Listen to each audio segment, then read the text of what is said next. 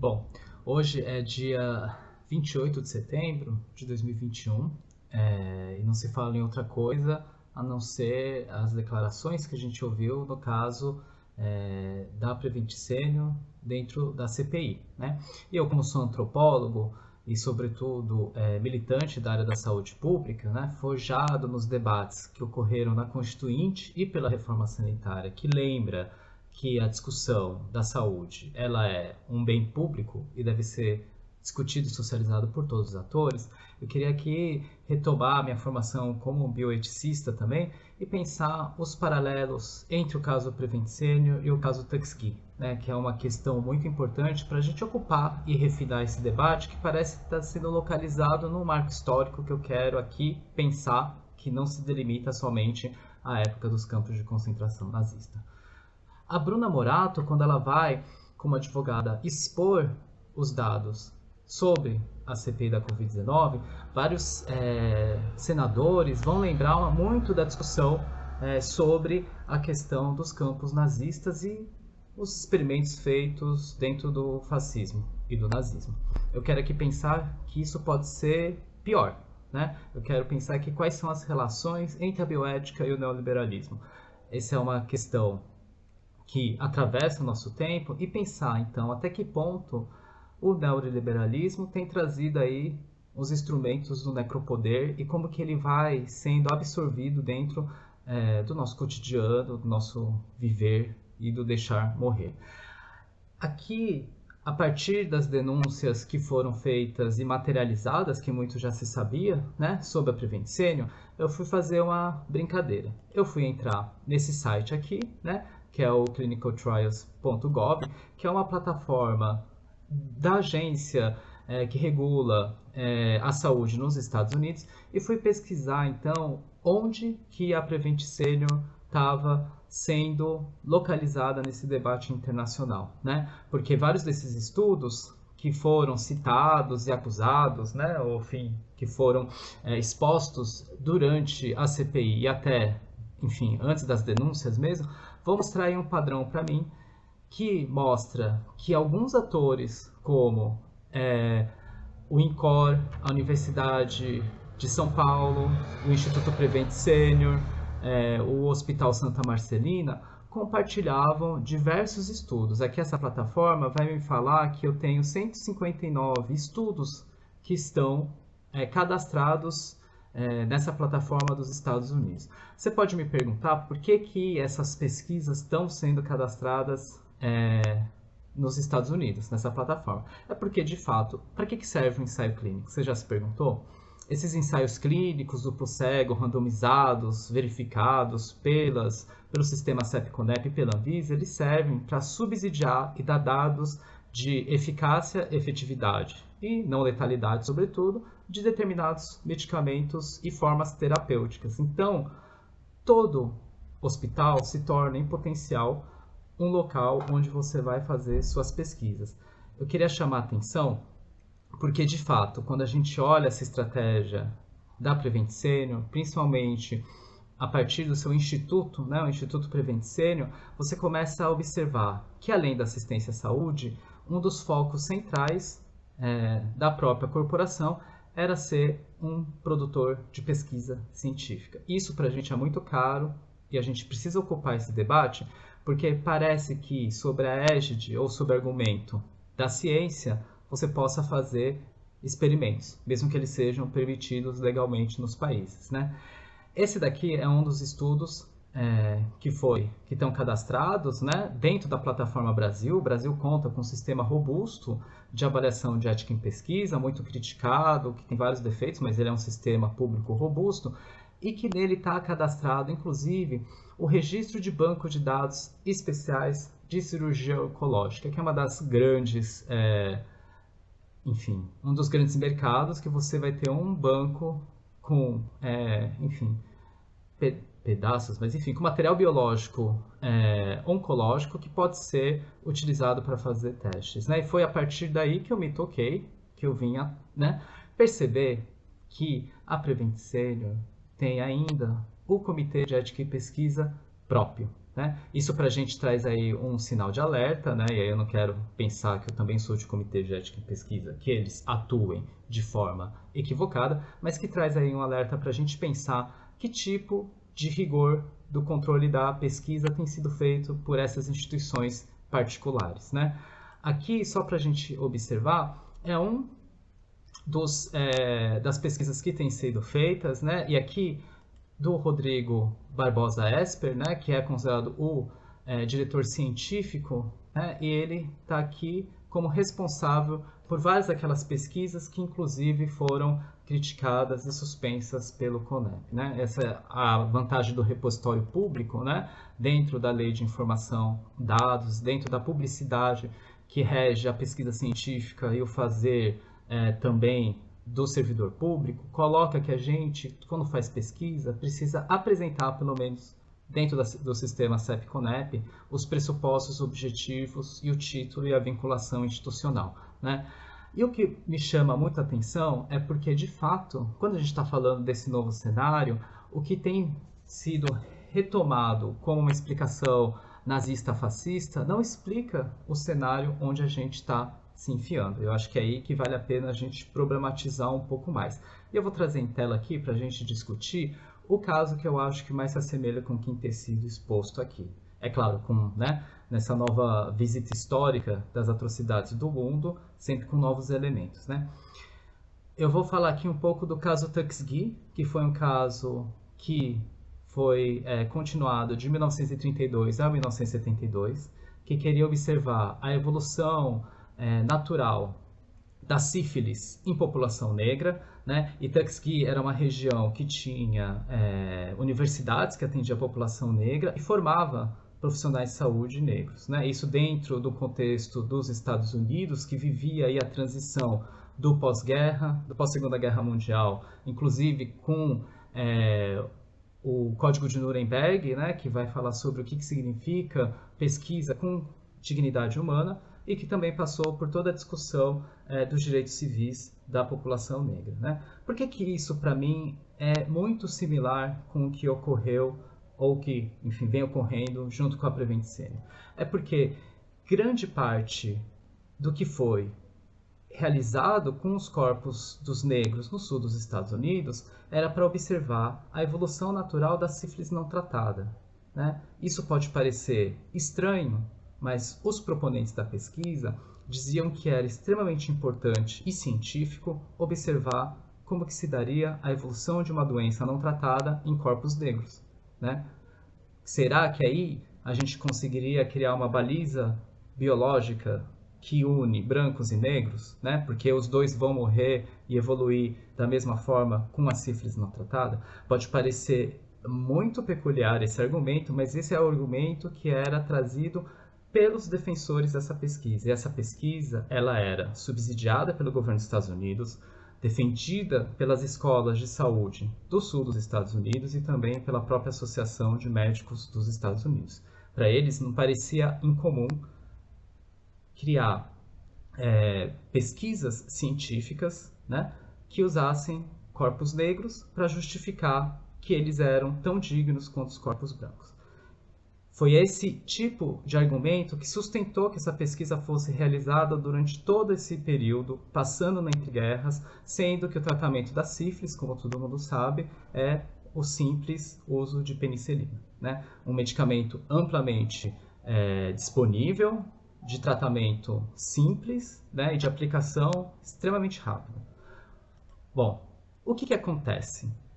Esse tipo de imaginário de que os corpos poderiam ser utilizados para o progresso da ciência é denunciado pela imprensa em 1972, né, quando você tem no New York Times uma denúncia, na verdade reportagem de investigação, que vai falar sobre esses procedimentos. E aí, novamente, eu acho que traz à tona coisas muito parecidas com o que a gente tem vivido, né? Novamente, a sociedade civil, seja pelos meios de comunicação ou as mídias sociais, denunciando práticas que, dentro da concepção dos profissionais e pesquisadores de saúde, são protocolos e são evidências.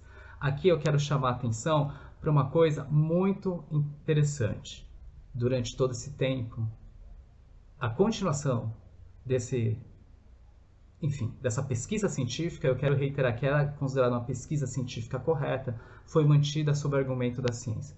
O que você faria se você curasse as pessoas com sífilis e não observasse como que a sífilis ia desenvolver? É um pouco parecido com os estudos que têm sido propostos retrospectivos, né? Do desenvolvimento e da evolução dos quadros clínicos da Covid-19 em diferentes grupos, sobretudo das pessoas mais idosas, né? E aqui eu queria pensar, se naquela época era possível deixar morrer pessoas negras e do interior, do sul dos Estados Unidos, será que a gente não está falando que é mais morrível idosos que já têm comorbidades? Você pode pensar que isso é uma tese que eu estou divagando, né? Fazendo uso aí da pouca filosofia que a mim cabe, mas se você entrar dentro da plataforma Brasil, você vai ter estudos observacionais da evolução clínica de pacientes com Covid-19 dentro da Prevent Senior, do que a gente está falando, né? Bom, somente após, isso precisa ficar muito ressaltado, somente após a denúncia dos jornalistas em relação ao caso Tuskegee, pensando, quiçá, por que isso acontece só com a população negra e só nos Estados Unidos, o Senado americano criou uma comissão nacional para a proteção dos sujeitos humanos em pesquisas biomédicas e comportamentais. E essa comissão nacional, em paralelo com a nossa CPI, que tem ocorrido, durante 4 anos ouviu os envolvidos, inclusive os trabalhadores de saúde que defendiam a pesquisa, dizendo que era importante a obtenção de dados da evolução desse tipo de doença em negros. Eu acho que é importante a gente observar que as pessoas, elas não entendem que estão fazendo o mal até elas estarem em confronto com outras visões de mundo. Nenhum cientista acorda pensando em praticar o extermínio de uma população, a não ser que ela esteja muito, subsidiada por argumentos de instituições nacionais e por seus pares de profissão de que isso é importante. Não é à toa que você vê a todo momento o Conselho Federal de Medicina dizendo que isso significa autonomia médica, né?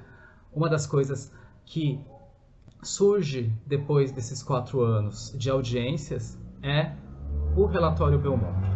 O relatório Belmonte, né, que é muito criticado, inclusive já porque é datado historicamente, vai trazer para a gente os princípios éticos e protocolos para a proteção dos seres humanos em pesquisas, né? E que é o produto, né, o relatório final desse tipo de comissão instaurada, né? A partir daí é que surgem alguns elementos que eu acho que esse caso da Prevent Senior tem ocupado e, para mim, merece especial atenção. Primeiro é que ele vai traçar 3 princípios, né, a partir do relatório, sem o qual nenhuma pesquisa pode ser imaginada, por mais que o avanço científico possa ser sobremaneira enorme. Primeiro, que toda pesquisa só pode ser feita com respeito às pessoas. O respeito a pessoas significa um respeito que parte dos pressupostos da pesquisa e se essa pesquisa realmente tem no seu princípio, né, uma lógica causal. O segundo é que as pesquisas precisam trazer beneficência, né? Qual tipo de benefícios uma pessoa que participa dessa pesquisa ela está envolvida. E por fim, que toda pesquisa tem que ter um senso de justiça, seja uma justiça social, seja uma justiça de evidenciar, elementos que não estão sendo devidamente estudados na ciência. E com isso, a gente começa a criar processos e imaginar como que a gente vai garantir que no processo da pesquisa eu tenho respeito, beneficência e justiça. É claro que depois disso teve a teoria principalista, você tem correntes teóricas da bioética, mas sobretudo tem 3 que são importantes da gente observar. Isso vale também para quem participa das pesquisas. Primeiro, eu tenho consentimento informado? Você tem, quando você participa da pesquisa, a clara comunicação e evidência de que você está participando de uma pesquisa que não é assistência à saúde, como parece ocorrer dentro dos estabelecimentos da Prevent Senior, de acordo com o que foi dito.